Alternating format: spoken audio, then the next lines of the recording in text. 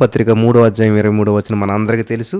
ఏ భేదమును లేదు, అందరూ పాపం చేసి దేవుడు అనుగ్రహించి మహిమను పొందలేకపోవచ్చున్నారు. కాబట్టి నమ్మువారు ఆయన కృపచేతనే క్రీస్తు యేసునందల విమోచనము ద్వారా ఉచితముగా నీతిమంతులని తీర్చబడుచున్నారు.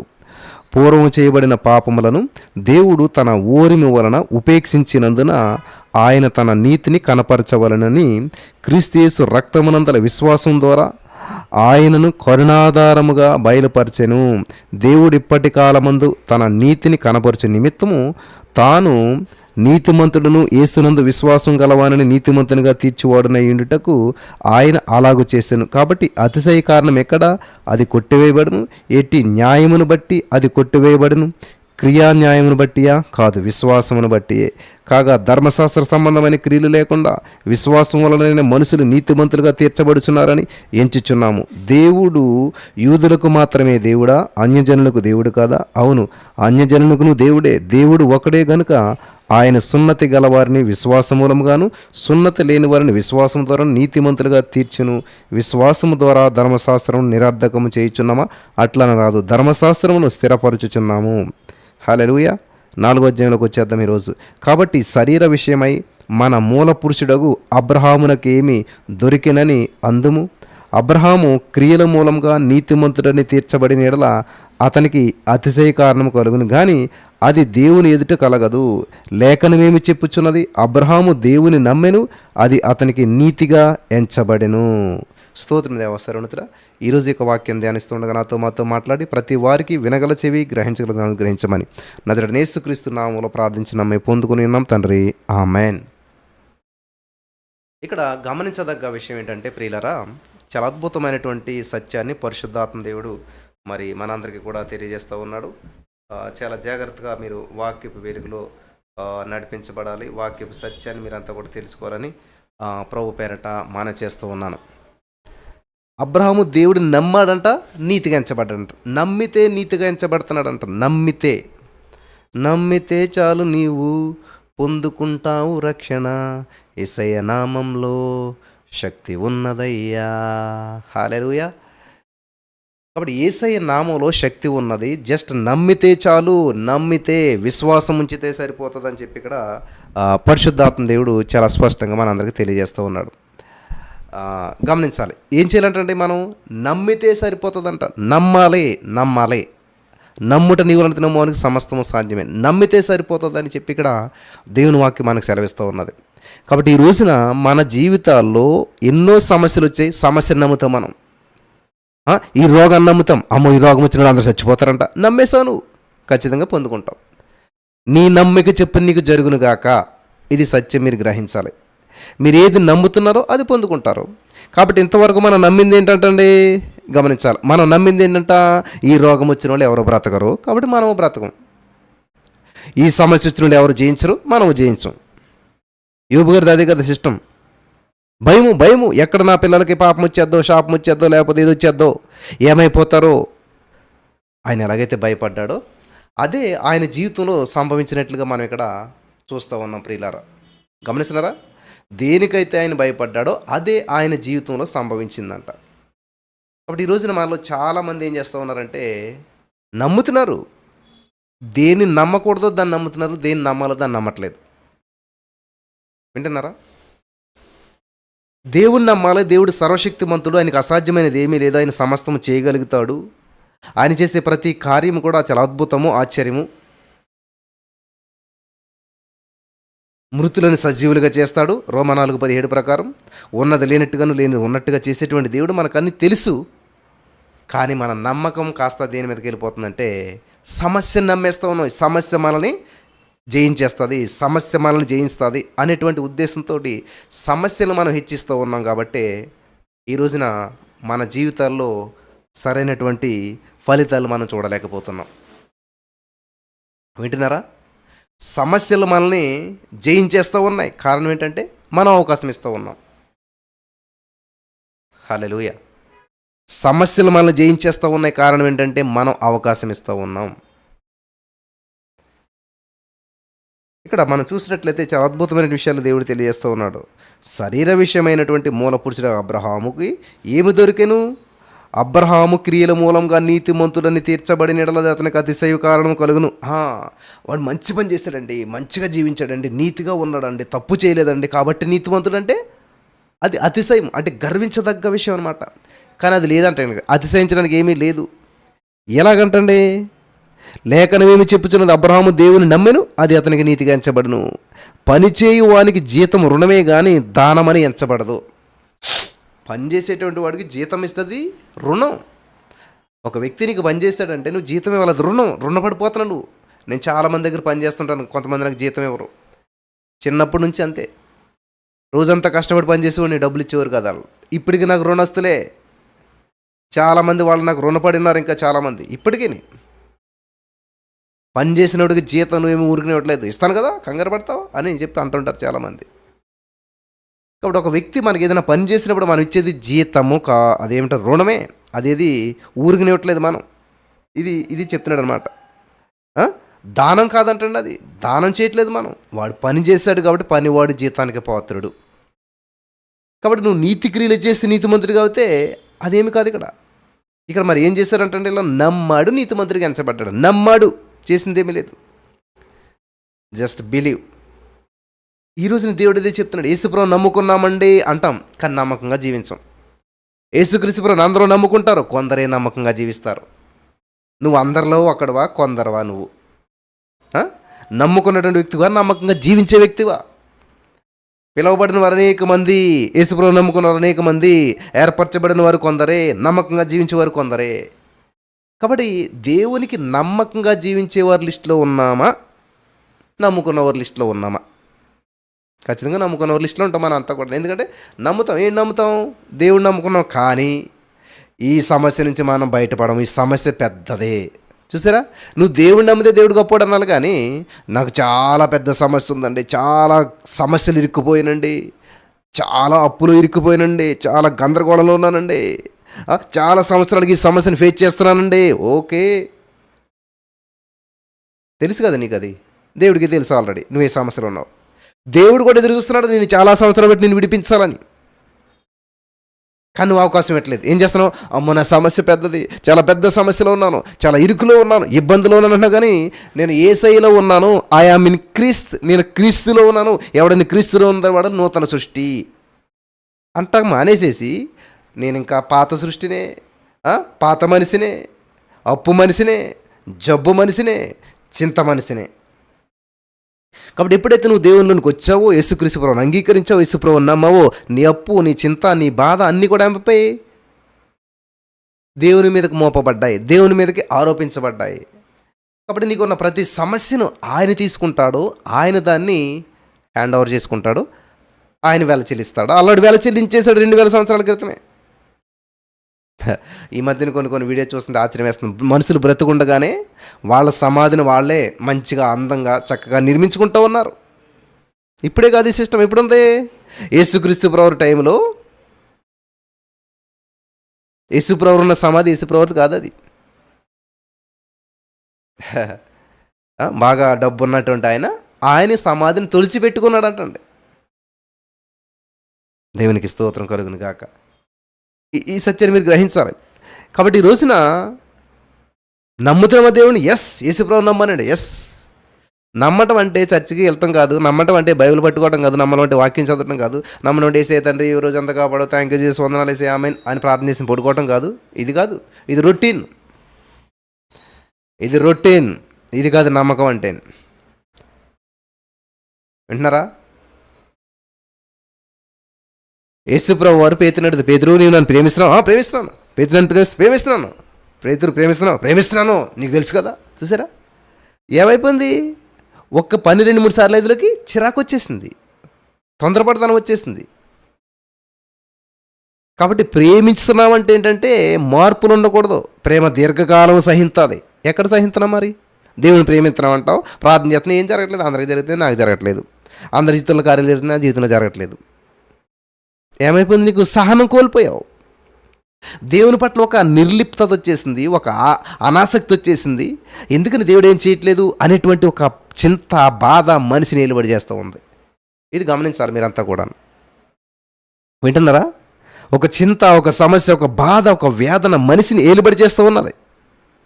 మనం దేవుని నమ్మినట్లయితే ఇక్కడ దేవుని చెప్తున్నాడు, అబ్రహాము దేవుని నమ్మను, అది అతనికి నీతిగా ఎంచబడెను. మరి నీకు నీతిగా ఎంచబడుతుందా? లేదు. గందరగోళం, శాపం, ఆలోచన, గందరగోళం అంతా వెలుబడి చేస్తుంది. పని చేయవాడు జీతానికి రుణమే కానీ అది జీతం దానమని ఎంచబడదు. పని చేయక భక్తిహీనుని నీతిమంతునిగా తీర్పు తీర్చువాని యందు విశ్వాసం ఉంచువానికి వాని విశ్వాసం నీతిగా ఎంచబడుచున్నది. ఆ ప్రకారమే క్రియలు లేకుండా దేవుడెవరిని నీతిమంతుడిగా ఎంచునో ఆ మనుషుడు ధన్యుడని దావీదు కూడా చెప్పుచున్నాడు. క్రియలు లేకుండా ఎవరిని నీతిమంతుడిగా ఎంచ, ఆ మనుషుడు ధన్యుడు. కాబట్టి నువ్వు ధన్యుడు. నీ క్రియలు లేకుండానే మనం నీతిమంతులుగా తీర్చబడ్డాం ఉచితంగా కృప ద్వారా. హల్లెలూయా, దేవునికి స్తోత్రం కలుగును గాక. కాబట్టి ఈ రోజున చదువుదామా 24వ వచనం, ఇదే అధ్యాయం 3 రోమా 3:24. కాబట్టి నమ్మువారు ఆయన కృపచేతనే క్రీస్తు యేసునందు విమోచనం ద్వారా ఉచితముగా నీతిమంతులను తీర్చబడుచున్నారు. బా, ఉచితముగా. ఉచిత భోజనం అనండి, ఎంతమంది వస్తారు అక్కడికి? రోడ్ల పక్కన చూస్తుంటాం కదా, ఉచితము. అందులోకి ఎంతమంది వస్తారో. దేవుడు నేను ఉచితంగా నీతిమంతుడిగా తీస్తానంటే రావట్లేదు ఎవరు ఇక్కడ. ఇదే లేదు లేదు, మేము నీతిగా జీవిస్తాం, నీతిమంతులు అనిపించుకుంటాం. మేము దానాలు ధర్మాలు చేస్తాం, అప్పుడు మేము నీతిమంతులు అనిపించుకుంటాం. హల్లెలూయా. చూసారా, చాలామంది యొక్క ఆలోచన విధానం ఎలాగుందంటే వాళ్ళు చేస్తేనే పొందుకుంటారు అంతే. మాకు ఉచితం వద్దు. యేసుక్రీస్తు ప్రభువు రక్షణ మనకు ఉచితంగా ఇచ్చాడు, కానీ అది ఎంత వెలైనా పెట్టి మనం కొనలేనటువంటిది అనమాట. ఉచితమే, కానీ నువ్వు వెల కట్టలేనటువంటిది. ఎందుకని ఉచితం చేశాడంటే దేవుడు దాని వెల నువ్వు కొనలేవు కాబట్టి. రక్షణ ఒకవేళ మనం కొనుక్కోవాలంటే దానికి విలువే లేదన్నమాట. నీ జీవితకాలం అంతా పెట్టి ఎంత చేసినా కూడా రక్షణ నువ్వు సంపాదించుకోలేవు కాబట్టి దేవుడు ఉచితంగా ఇచ్చాడు దాన్ని. ఉచితం అంటే వెల కట్టలేనిదని అర్థం. అక్కడ ఉచితం అంటే చీపు, చాలా తక్కువ అని కాదు అర్థం. కానీ మన లోకంలో ఏంటి, ఉచితంగా ఇచ్చారా, ఉచితంగా ఇచ్చారా, ఉచిత భోజనమా, ఉచితమా, చాలా చీప్గా చూస్తాం. ఈరోజు రక్షణ కూడా అలాగే చాలామంది ఉచితంగా వస్తుంది కాబట్టి చాలా చీప్గా వస్తున్నాడు. దాని వెల నువ్వు కట్టలేవు కాబట్టి దేవుడు దాన్ని నీకు ఉచితంగా ఇచ్చేశాడు. ఈ సత్యాన్ని గ్రహించాలి. హల్లెలూయా, దేవునికి స్తోత్రం కలుగును గాక. పరిశుద్ధాత్మ దేవుని యొక్క కార్యాలు చాలా అద్భుతమైనటువంటివి, మరి ఊహకందనటువంటి కార్యాలు దేవుడు మన జీవితంలో చేస్తున్నాడు, చేస్తూనే ఉన్నాడు. హల్లెలూయా, థ్యాంక్ యూ జీసస్.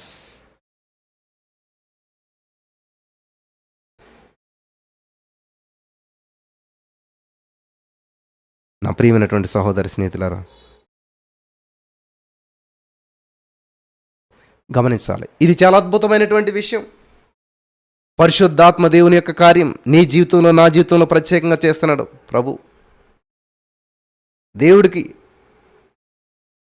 అసాధ్యమైనది ఏమీ లేదు. Just believe it. అసలు నమ్మితే నీతిమంతులు అంటండి, నమ్మితే బిడ్డలు అంటండి. ఎంత అద్భుతం అండి.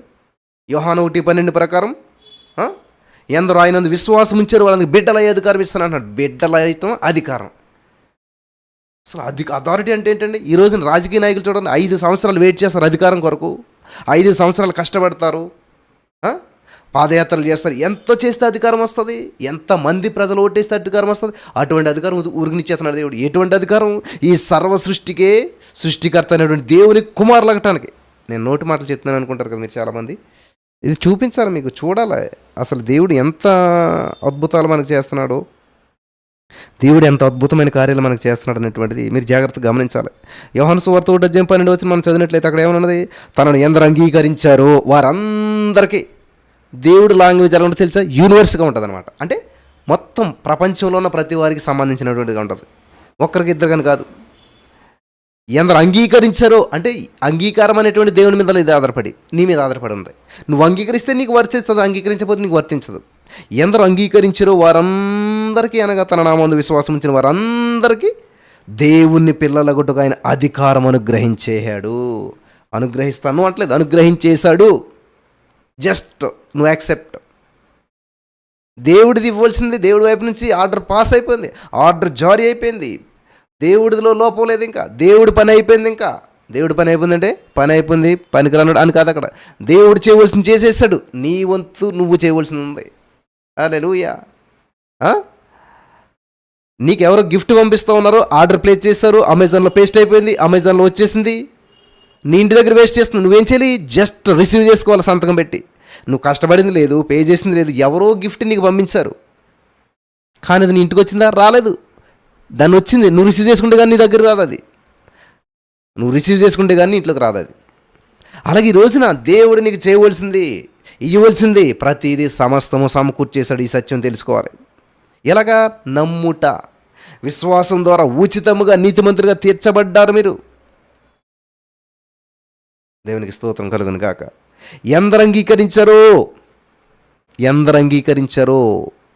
ఎందులో ఉన్నావు? అంగీకరించిన వారిలో ఉన్నావా?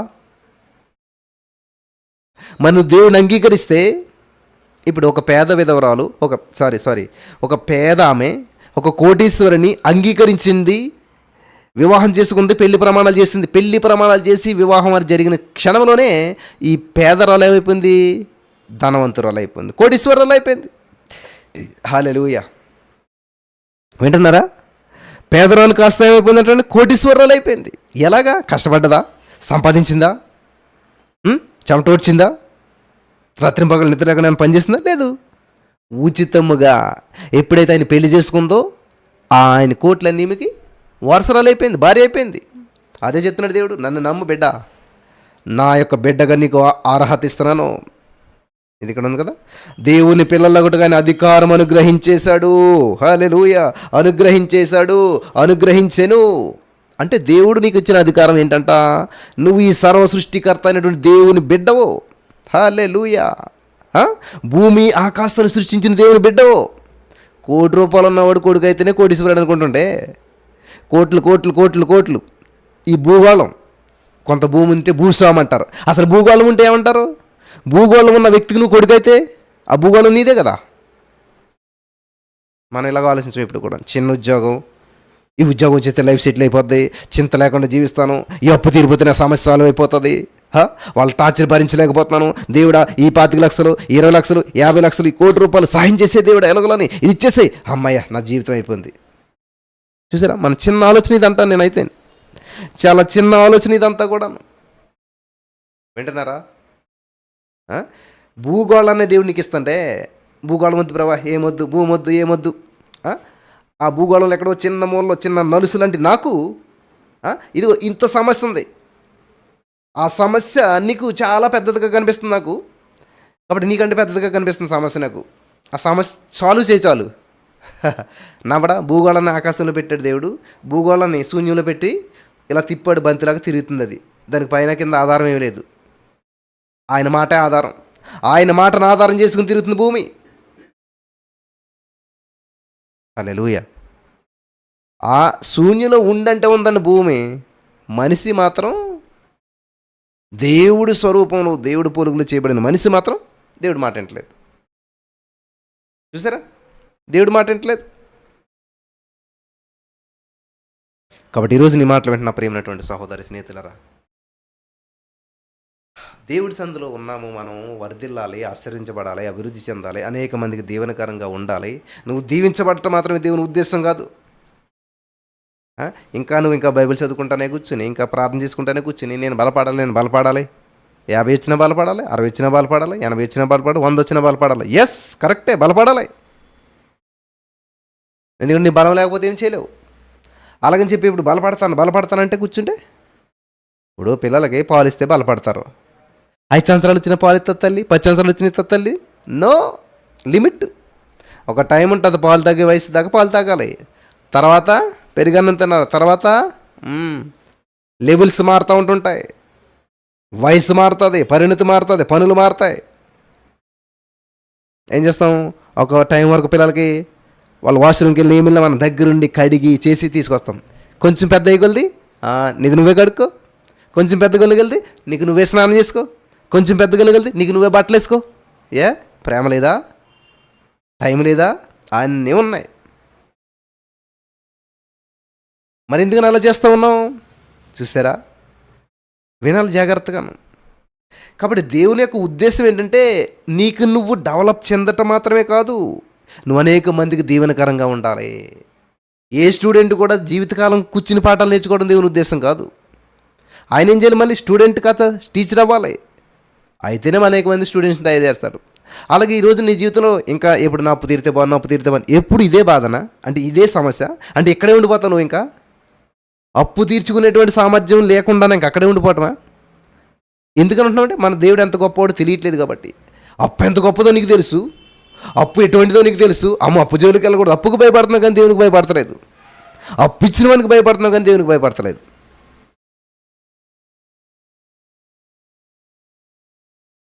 హల్లెలూయా.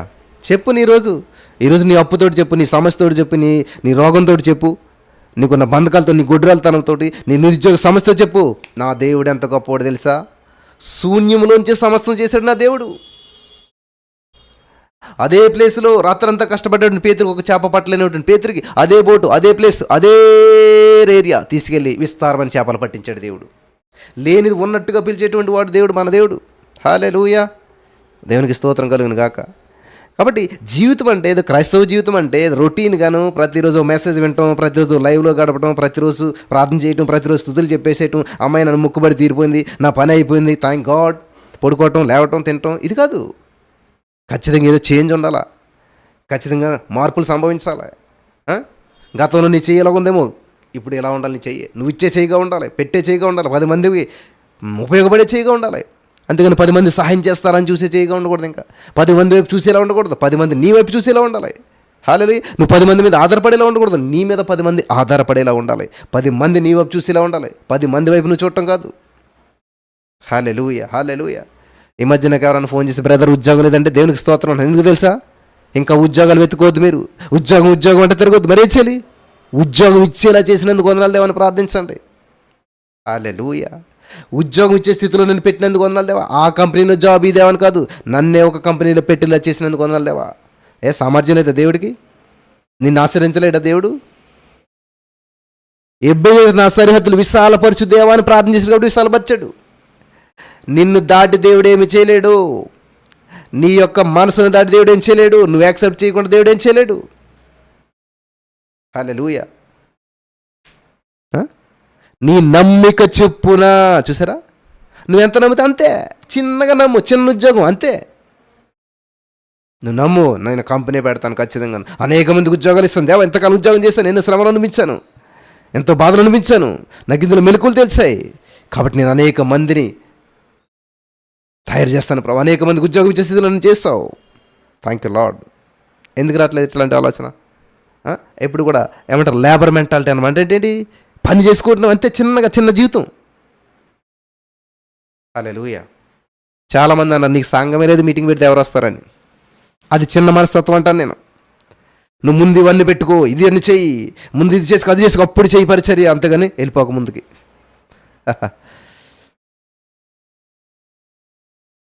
చిన్నగా ఆలోచింత మనం. ఇది ఈ చిన్న రూమ్ తీసుకు సరిపోతుంది. నాకు సరిపోతుంది ఇది. దేవునికి స్తోత్రం కలుగును గాక. అందరం మీటింగ్ పెడతామంటే, హాల్ చూడమంటే ఏం చేస్తారు తెలుసా? 100 మంది పట్టేది ఉన్నది, 150 మంది పట్టేది ఉన్నది. నాకు సరిపోదండి అంటాను నేను చిన్నగా చూడండి ఎప్పుడు కూడాను. ఎందుకంటే నా దేవుడు గొప్పోడు, ఆకాశ మహాకాశం పట్టినటువంటి వాడు అంట మన దేవుడు. ఆయన బిడ్డల మనం. కాబట్టి ఈ రోజున నీ జీవితంలో అప్పు ఒక సమస్య, వివాహం ఒక సమస్య, భర్త ఒక సమస్య, బిడ్డ ఒక సమస్య, బంధువులు ఒక సమస్య, స్నేహితులు ఒక సమస్య, నిరుద్యోగం ఒక సమస్య, అన్ని సమస్యలే. దాన్నే పలుకుతావు నువ్వు. నా కూతురు ప్రార్థన చేస్తుంది ఇందాక. ఏంటంట, ఎస్ఐ నన్ను కార్టూన్ చూడకుండా చేయేసి. కార్టూన్ చూడకుండా ఎవరు చేయాలంటే దేవుడు చేయాలంట. మారాలంటే ఎవరు మారాలి? ఇప్పుడు చూడొద్దామంటే మేము చెప్తే ఎందు, కానీ మళ్ళీ ప్రార్థన చేస్తుంది, ఎస్ఐయా కార్టూన్ చూడకుండా చేయేసేయా. మన విధానాలు ఉంటుంది ప్రభా. ఎస్ఐయా నేను ఈ సిగరెట్ చేతిలో పెట్టుకుని, ఎస్ఐయా నన్ను సిగరెట్ కాల్చకుండా చేయేసేయా. మందు బాటిలో పెట్టుకుని, ఎస్ఐయా నన్ను మందు తాగకుండా చేయేసేయా. కాబట్టి ఈ రోజున ఈ మాటలు వెంటనే నా ప్రియమైనటువంటి సహోదరి స్నేహితులారా, దేవుడు చేసే కార్యాలు చాలా అద్భుతమైనటువంటివి. కానీ నీ ప్రమేయం లేకుండా, నీ యాక్సెప్టెన్స్ లేకుండా దేవుడు ఏం చేయడు. కాబట్టి నువ్వు ఊహించుకో, ఎంతగా ఊహించుకుంటున్నావు నువ్వు? నిన్ను నువ్వు ఎంతగా ఊహించుకుంటా ఉన్నావు? చిన్నగానా తక్కువగానా? అంతే ఉంటుంది నీ యొక్క ఊహ. నిన్ను నువ్వు ఎంతగా ఊహించుకుంటున్నావో అంతే ఉంటుంది నీ ఊహ. ఉన్నతంగా ఊహించుకోండి, గొప్పగా ఊహించుకోండి. హల్లెలూయా. ఏమన్నాడు దేవుడు? అడుగు, ఊహించు. అయ్యే ఊహాలోకాలు ఎందుకండి? ఊహించుకోకూడదండి. దేవుని చిత్తం ఎలా ఉంటే అలా జరుగుతుందండి. మరి ఎవరు చెప్తున్నారు ఇక్కడ? ఏమా నేను చెప్తున్నానా ఊహించుకోమని? నా మాట అయితే ఎవడ వినొద్దు. అది బైబిల్లో ఉందో లేదో అదైనా ప్రభు వారు చెప్పారో లేదు చూడండి. మీరు అడుగు, ఊహించు వాటికంటే. ఊహించొద్దు, నేను ఊహించినేమో అని అన్నాడు దేవుడు. అలా ఊహించుకోకూడదండి, తప్పు. అంత పెద్ద ఎలాగెందుకు? అది ఆశది, అట్లాగా ఆశపడకూడదు. దేవుడి చిత్తం ఎలా ఉంటే అలా జరుగుతుంది. ఊహించుకోవద్దు మీరేమని. మరేముంది? బైబిల్ ఉన్నదా లేదా? దేవుడు చెప్పాడా లేదా? దేవుని వాక్యం ఉన్నదా లేదా? మీరు అడుగు, ఊహించు వాటి అన్నిటికంటే. దేవునికి స్తోత్రం కలుగును గాక. హల్లెలూయా. Thank you Jesus. ఊహించు వాటన్నిటికంటే.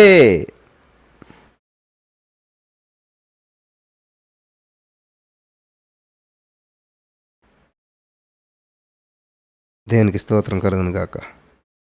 హల్లెలూయా.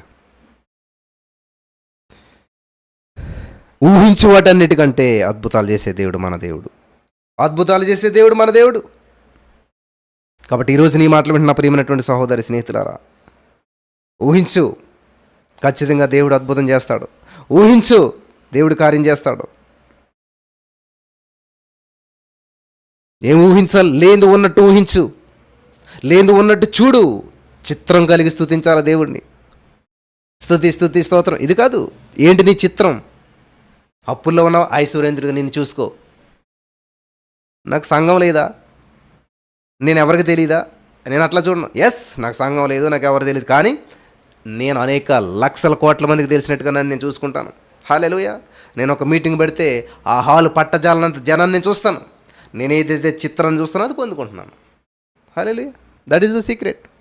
నువ్వు చూడని దాన్ని ఏం పొందుకో. అందే అంటున్నాడు దేవుడు అబ్రహాంతో, అబ్రహామా చూడు, నువ్వెంతవరకు చూస్తే అంతవరకు నీది. ఈరోజు దేవుడు నీతో చెప్తున్నాడు. ఈ వాక్యం వింటున్న ప్రియమైనటువంటి సహోదరుడా, స్నేహితులారా, యవ్వనస్తులు అవ్వచ్చు, మధ్య వయసులు అవ్వచ్చు, వృద్ధులు అవ్వచ్చు, మీరు జాబ్ ఊడిపోయిందేమో, ఉన్న ఉద్యోగం ఊడిపోయిందేమో, నీ భర్తని విడిచిపెట్టేసాడేమో, నీ పరిస్థితులు తలకిందులు అయిపోయేమో, గందరగోళంలో ఉన్నాయేమో, ఊహించినటువంటి పరిస్థితులు నీకు ఎదురవుతూ ఉన్నాయేమో. అయితే దేవుడు నీతో చెప్తున్నమాట, ఊహించు. ఏంటది? ఇంకా నా భర్త నన్ను ఏలుకోడేమో, ఇంకొక ఆవిడని పెళ్లి చేసుకుంటాడేమో, ఈ ఊహాగానాలు వద్దు. ఇంక ఉద్యోగం కోల్పోయాను, ఇంకా నాకు ఉద్యోగం రాదేమో, ఇంత మంచి కంపెనీలో మళ్ళీ ఉద్యోగం వస్తుందో రాదేమో, ఇది కాదు ఊహించొద్దు. ఎట్లాంటిది? ఇంకో గర్భం ఫలించదు, ఏదో లోపమన్నారు డాక్టర్లు, ఇది లేదన్నారు, అది లేదన్నారు, ఫెలోపియన్ ట్యూబే లేదన్నారు, అసలు గర్భసంచి లేదన్నారు, ఇంకా నేను పిల్లలు కాననేమో. ఈ ఊహలొద్దు. మరేం చేయాలి? ఎవరేం చెప్పినా సరే నా దేవుడికి అసాధ్యమైంది లేదు. హల్లెలూయా.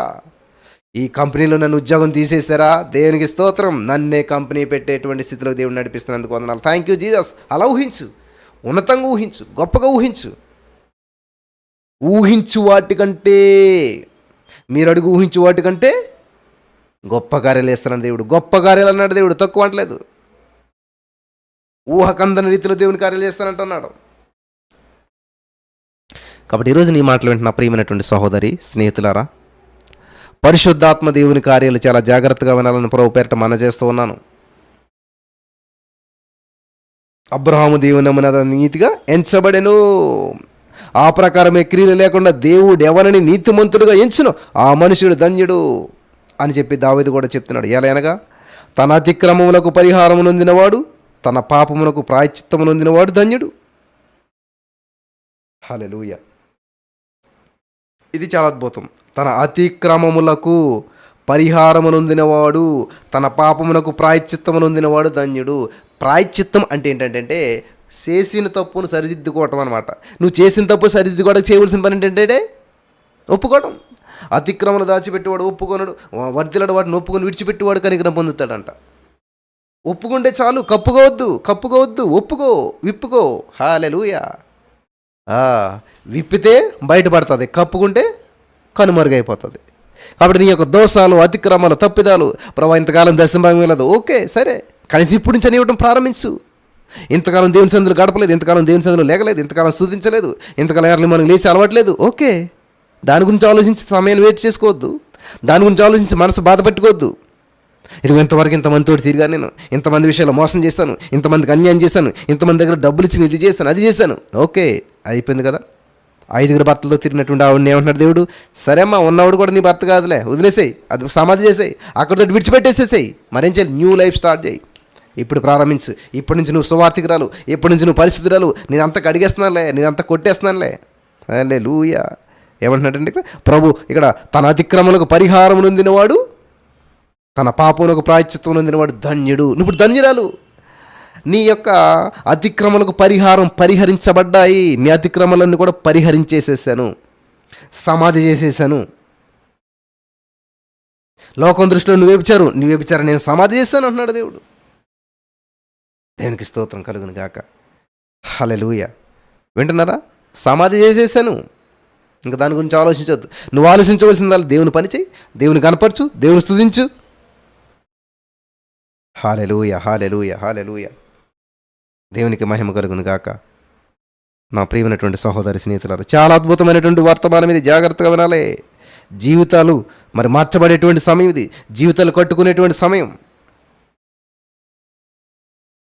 నిర్ణయం తీసుకోండి. 7 గంటల స్తుతి ఆరాధన. అమ్మో, 7 గంటలా? నో, 7 గంటలేనా? 14 గంటలు ఉంటే బాగుండు. హల్లెలూయా. అది ఆసక్తి. నీ ఇంటిని గురించిన ఆసక్తి నన్ను భక్షించేస్తూ ఉంది అంటున్నాడు భక్తుడు. ఎక్కడుందండి ఆసక్తి మనకి? ఎక్కడుంది ఆసక్తి? ఉంటే ఏం చేస్తాం? ఆసక్తి ఉన్నావు, ఏ శక్తి ఆపలేదంట. ఏ మోకాల్ని ఆపలేదు, ఏ నిద్ర మొత్తం ఆపలేదు, ఏ నెక్ పెయిన్ ఆపలేదు, ఏ ఇయర్ పెయిన్ ఆపలేదు, ఏ కంటి నొప్పి ఆపలేదు, పంటి నొప్పి ఆపలేదు, ఒంటి నొప్పి ఆపలేదు. హల్లెలూయా. దేవునికి స్తోత్రం కలుగును గాక. కాబట్టి కావాల్సిందల్లా ఆసక్తి కావాలన్నమాట. In the name of Jesus. Hallelujah. కాబట్టి నువ్వు అడుక్కునే రోజులు ఆపేసేసేయండి, అనుభవించడం నేర్చుకోండి. అన్నీ ఇచ్చేశాడు దేవుడు. నీకు కావలసిన సర్వసమృద్ధిని దేవుడు ఇచ్చేశాడు. వింటున్నారా? మనకు కావలసిన సర్వసమృద్ధిని దేవుడు ఇచ్చేశాడు. మనం చేయవలసింది ఏమీ లేదు, సంపాదించవలసింది ఏమీ లేదు. అనుభవించవలసింది చాలా ఉంది. అనుభవించడం రాక అడుక్కుంటున్నాం మనం ఇంతకని. దేవా నా అప్పు తీర్చిదేవా. ఎంత? నీకు ఎన్ని 100 కోట్ల అప్పు అయినా సరే దేవుడికి చాలా ఇస్సుమంత, అంత నరకతో కూడా సమానం కాదనమాట. కానీ మరి ఎందుకని మనం పొందుకోలేకపోతున్నాం? అడగటం రాక. అడుక్కోవటం కాదు మనం చేయవలసింది. అనుభవించడం రాక, దాన్ని రిసీవ్ చేసుకోవడం రాక, దాన్ని తీసుకోవడం రాక.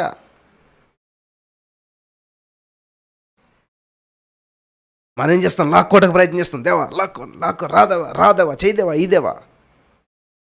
అన్నీ అయిపోయినాయి. ఆయన చేయవలసింది ఇవ్వాల్సింది ఇచ్చేశాడు. అనుభవించడం నేర్చుకోవాలన్నమాట. హల్లెలూయా. Thank you Jesus. అనుభవించడం నేర్చుకోవాలి దేవుని సన్నిధిలోను. నీ పట్ల ఒక ప్రత్యేకమైన ప్రణాళికని దేవుడు సిద్ధం చేసి, తల్లి గర్భంలో రూపించబడక ముందే నీవు నన్ను ఎరిగినావు అంటున్నాడు భక్తుడు. తల్లి గర్భంలో రూపించబడక ముందే నిన్ను ఎరిగినప్పుడు నువ్వు ఇంత భూమి మీదకి వచ్చి ఇంత పెద్దడు అయిపోయాక నీ గురించి ప్రణాళిక ఉంటుందా దేవుడికి? నీకేది కావాలో, నీకేం చేయాలో, ఎప్పుడు ఎక్కడ చేయాలని తెలీదా? తెలుసు. ఆల్రెడీ చేసేసాడు. ఆదాము పుట్టాక దేవుడు భూమిని చేశాడా? ఆదాము పుట్టాక చెట్టుని చేశాడా? పుట్టాక ఏమన్నా అబ్బా ఆదాముకి ఇది ఉపయోగపడుతుంది, అది ఉపయోగపడుతుంది అప్పుడు చేశాడా ఆదాము కోసం? అన్నీ చేశాక ఆదాముని చేశాడు దేవుడు. ఈ యొక్క సత్యం తెలుసుకుంటే ఎంత స్వతంత్రం వస్తుందో తెలుసా మనకి? అప్పుల నుంచి, రోగాల నుంచి, సమస్యల నుంచి అన్నీ విడుదల పొందేస్తాం. ఈ సత్యం తెలియకే మనకి ఇంకా దేవుడు చేస్తాడేమో, ఇదానని విడిస్తాడేమో అప్పుల నుంచి. ఆల్రెడీ అయిపోయిందని మళ్ళీ చేస్తాడని ఎలాగంటున్నావు నువ్వు? 1 రోజు, 2 రోజు, 3 రోజు, 4 రోజు, 5 రోజు, 6 రోజుని కూడా చాలా చేశాడు. మనిషినే కాదు, 6 రోజుని ఇంకా చేశాడు దేవుడు. అన్ని చేసిన తర్వాత చివరిలో మనిషిని చేశాడు. ఎందుకంటే మనిషి దేవుని అడుక్కోకూడదు. అమ్మా మన ప్రేయర్స్ అన్ని బెగ్గర్సే. అమ్మా అని అడుక్కుంటాడు కదా. మన ప్రేయర్ కూడా తండ్రి అడుక్కునేవాడు అమ్మ అంటాడు. మనం ఏమంటాం? అయ్యా అంటాం అన్నమాట. తండ్రి అంటాం అన్నమాట. ప్రార్థన అంతా కూడా తండ్రి ఈ దేవా చేయదేవా. సేమ్ నాకు 2 ఒకలాగా అనిపిస్తాయి అన్నమాట. ఏ కుమారుడు అన్న ఇంట్లోకి వచ్చి అడుక్కుంటాడా? తండ్రిని, తల్లిని అడుక్కుంటాడా? నానా రేపు ఫీజు కట్టాలి, కడతావా అని అడుక్కుంటాడు ఏ కుమారుడు? చెప్పాలి మరి మీరు. నేను వాస్తవం చెప్తున్నాను. ఎప్పుడన్నా మీ బిడ్డలు మిమ్మల్ని అడుక్కున్నారా? రిసిప్ట్ అతి కొడుతుంది, ఇదిగో రేపు ఫీజు అంట కట్టు. చూసారా అధికారం? ఎవరు? బాధ్యత నీది, నువ్వే కట్టాలి. ఏమైనా బాధపడతాడా? ఏడుస్తాడా? కళ్ళని నీళ్ళు పెట్టుకుంటాడా? నాన్న రేపు ఫీజు కట్టాలి నాన్న, ఎలాగ నాన్న ఇది అని ఎప్పుడైనా ఏడితే నీ బిడ్డ అట్టుకొచ్చి ఇచ్చాడా? బుక్స్ కొనాలి, బట్టలు కొనాలి, ఇది కొనాలి, అది కొనాలి. రేపు టూర్ వెళ్తున్నా నేను, డబ్బులు టూర్ ఈయన వెళ్తున్నాడు, డబ్బులు నువ్వు కట్టాలి. వింటున్నారా? ఆలోచించండి ఒకసారి. వాడు ఎంజాయ్ చేయటే కాసిన డబ్బులు ఎవరు కడుతున్నారు? నువ్వు. వాడు చదువుకుంటే డబ్బులు ఎవరు కడుతున్నారు? నువ్వు. అసలు వాడికి ఏం పట్టింపు ఏముండదు, బాధ ఏముండదు. అది దేవుడు ఆశించాడు ఇప్పుడు నీ నుంచి, నా నుంచి. అంతేగాని అడుక్కోవటం, దేవా ఎలాగే నీ అప్పు తీర్చిదేవా, అప్పు నుంచి విడిపించిదేవా, దేవా దేవా దేవా దేవా. ఏమి అసలు తండ్రి అన్న గుర్తుందా నీకు అసలేని? ఎందరూ ఆయన విశ్వాసం ఉంచారు అంటే విశ్వాసం లేని వీళ్ళంతా కూడా. అడుక్కునే వాళ్ళు ఎవరంటే విశ్వాసం లేని వాళ్ళు అందరూ ఏం చేస్తారు? చేవా దేవా, చేయదేవా, చేయదేవా, ఈ దేవా అని చెప్పి ఏం చేస్తారు? బతిమాలుకుంటుంటారు అన్నమాట. హల్లెలూయా. నేను కరెక్ట్గా చెప్తున్నాను, నాకు తెలుసు. ఎందుకంటే అన్ని ప్రేయర్లు ఎలాగ ఉంటాయన్నమాట. నైట్ అంతా అడుక్కుంటాను ఉంటారు. చాలా బాధ కలుగుతుంది నేను చెప్పే మాటలు. అంతే కదా, నిజం నిప్పు లాంటిది అనమాట. కాలుతూ ఉంటుంది, మండుతూ ఉంటుంది కదా, మంచి చేదుగా ఉంటుంది, చాలా కష్టంగా ఉంటుంది స్వీకరించడం కదా.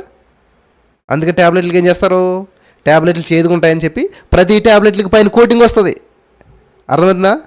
ప్రతి ట్యాబ్లెట్కి పైన చిన్న కోటింగ్ వస్తుంది, తీయగా ఉంటుంది అనమాట. అది ఇట్లాగా నాలుగు తగిలింటే కొంచెం తీగ అనిపిస్తుంది, టక్మన్ నోట్లోకి వెళ్ళిపోతుంది అనమాట. తీరా కోటింగ్ అంతపోతే చేదు అయిపోతుంది. మంచి ఇప్పుడు చేదుగానే ఉంటుంది. ఇరుకు మార్గం అంటండి దేవుడు చెప్తున్నాడు అనమాట. యేసు నేను మార్గం, సత్యం, జీవం, నేనే. నీతి మార్గం ఇరుగ్గా ఉంటుంది. చూడండి, ఐస్ క్రీమ్ కోని ఎలాగ ఉంటుంది? ఎంత ఐస్ క్రీమ్ ఉంటుంది, తింటా ఉండి కొద్ది చిన్నగా అయిపోతుంది. అర్థమవుతుందా? తిని కొద్ది చిన్నగా అయిపోతుంది.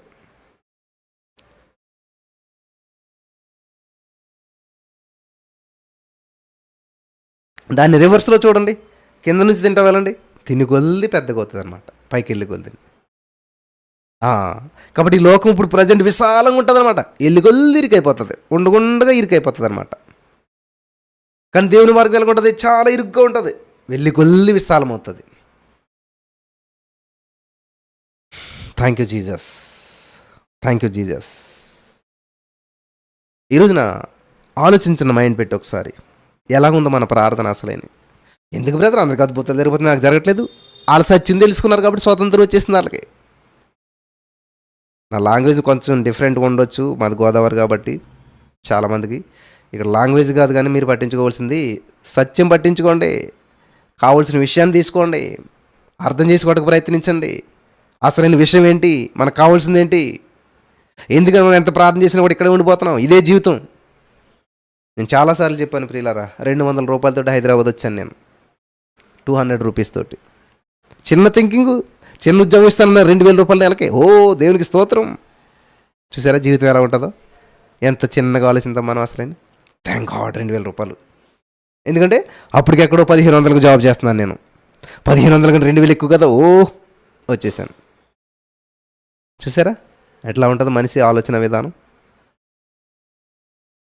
నువ్వెప్పుడైతే దేవుని దగ్గరికి రావో, దేవుని దగ్గరికి ఉండవో, దేవునితో గడపవో, నీ ఆలోచన చిన్నగానే ఉంటుంది, నీ జీవితం చిన్నగానే ఉంటుంది. ఎప్పుడైతే దేవునిలోకి వెళ్తావో, ఎవడైనా క్రీస్తునందున్న ఎడల, హల్లెలూయా. చూడండి, కొన్ని టెలిస్కోప్ కానీ ఏదైనా పెట్టుకుంటే ఎక్కడో స్పష్టంగా కనిపిస్తుంది, నీకు దగ్గర కనిపిస్తుంది. అలాగే క్రీస్తులోనికి వస్తే ఏం చేస్తాడో తెలుసా? ఆయన ఎత్తుకుంటాడు నిన్ను. ఎప్పుడైతే ఆయన ఎత్తుకుంటాడో నీ లెవెల్ కాస్త పెరిగిపోయింది. అప్పుడు భూగోళం నీకు ఇలా కనిపిస్తుంది చిన్నగా, శూన్యంలో. ఎందుకంటే నువ్వు ఆయన సంకలం ఉన్నావు కాబట్టి, క్రీస్తులోనికి వచ్చావు, ఆయన నిన్ను ఎత్తుకున్నాడు కాబట్టి. అంతే, నీ ఆలోచన మారిపోతుంది ఏసులోకి వచ్చాక. అంతే. నేను అంతవరకు కూడా రోజుకి నేను కూలి పనికి వెళ్తే నా చిన్నతనంలో ఆడవాళ్ళు కూలి ఇచ్చేవారు నాకు. రోజుకి నేను పనికి వెళ్తే నాకు ఆడవాళ్ళు కూలి ఇచ్చేవారు. ఎంత? 20 రూపాయలు ఇచ్చేవారు రోజంతా పని చేస్తే. చూసారా? అప్పుడు కొంతమంది ఉద్యోగాలు చేసి ఇంత జీతం అంత జీతం. అదిగో నేను పని చేస్తున్నప్పుడు మాస్టర్లు అలాగే వెళ్తుంటే వాళ్ళ జీతం ఎంతో తెలుసా? 5000 అంట. వామ్మో, 5,000 అంటే రోజుకి ఎంత అనమాట? 150, 160 రూపాయలే. హా? అంటే నేను రోజంతా కష్టపడి 20 రూపాయలు రావట్లేదు. ఆయన ఏమీ లేదు, చక్కగా మంచి డ్రెస్ వేసుకుంటున్నాడు, చక్కగా నడిచి వెళ్తున్నాడు, వస్తున్నాడు. అంత డబ్బులు వస్తున్నాయా? చదువుకుంటాను డబ్బులు వస్తాయా? సరే, నా థింకింగ్ ఎట్లా ఉండేది అప్పట్లోను? చిన్న థింకింగ్ అనమాట, చిన్న ఆలోచన.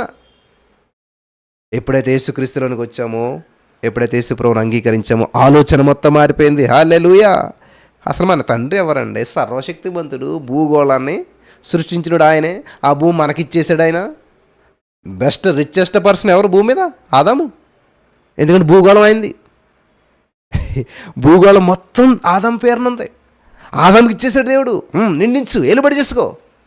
ఆదికాండం 1:28 చదువుకోండి, మీరు అక్కడ ఉంటారు స్పష్టంగా. ఏమంటున్నాడు దేవుడు? భూమిని నిండించి విస్తరించి లోపరుచుకుని ఏలుబడి చేయండి అంటున్నాడు భూమిని. మా నాన్న 2 సెంట్లు ఇచ్చాడండి, 3 సెంట్లు ఇచ్చాడండి, ముగ్గురు అన్నదమ్ములకు 3 సెంట్లు ఇచ్చాడండి, దానికోసం కొట్టుకుంటారు, తిట్టుకుంటారు. మా భూమి ఎక్కడి వరకు ఉందని ఇంకో జాన అట్టేస్తాడు, ఇటు ఇక్కడ దాకా ఉన్నా సరే ఇంకో జాన వేస్తాడు. ఇవాళ రేపు పోతామని తెలుసు కూడా. చూడండి మనుషుల ఆలోచన ఎలాగున్నది అట్లా. ఎప్పుడు ఇహలోక సంబంధమైన వాటి మీద ఉంటుంది తప్ప మనసు. అసలు దైవికంగాను దేవుని పని ఎలా చేద్దాం, దేవుని ఎలా బలపరచబడదాం, దేవునికి దగ్గర ఎలా అవుదాం, అనేక మందిని దేవుని వైపు ఎలా నడిపిందాం, దేవుని రాజ్య విస్తరణ మన పాత్ర ఏంటి? ఏమీ లేదు. తెల్లవారి దగ్గర నుంచి సంపాదన మనకి, మన పిల్లలకి. 10 ఎకరాలను ఇంకో 10 ఎకరాలు కొనాలి, 1,00,00,000 ఎకరాలను ఇంకో 1,00,00,000 ఎకరాలు కొనాలి. ఏం చేస్తాడో తెలుసు, ఏమీ చేయలేడని. హల్లెలూయా. మీ ధనము అక్కడ కూర్చుకోండి, అక్కడ సిమ్మిట్ అయినా తుప్పు అయినా కొట్టదంట. ఇక్కడ ఏం చేస్తుంది? చిమ్మిటి తినేస్తుంది, తుప్పు పట్టేస్తుంది.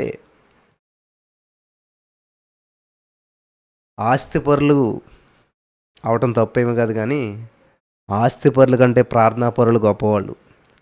మీకు ప్రార్థనాపరులతో పరిచయం ఉన్నదా? ఆస్తిపరులతో పరిచయం ఉన్నదా?